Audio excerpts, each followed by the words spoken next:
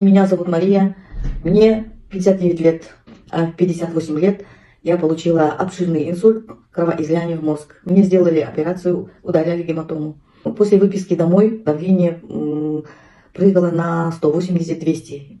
Через 8 месяцев после инсульта я обследовалась, и у меня были киста в печени, жировой гипотиреоз, камни в желчном пузыре, гастрит, эрозия в толстом кишечнике. УЗИ показала, что сосуды загрязненные бляшками. Это все после инсульта. Через 8 месяцев я проходила обследование. Я копалась в интернете и искала выход. И стала пить магний водорода. Я сначала ничего не замечала. У меня еще был страшный кашель. Таблетку пила от кашля тоже. Через 15 дней у меня исчезли кашли. Я разговариваю.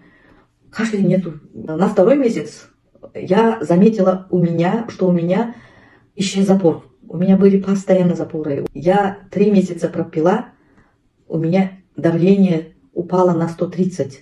Я очень обрадовалась. Потом я все 3 упаковки все выпила. Через месяц все анализы сдала,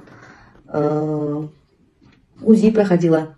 И знаете, у меня до приема магния водорода камни в желчном пузыре был размером 2,02 сантиметра.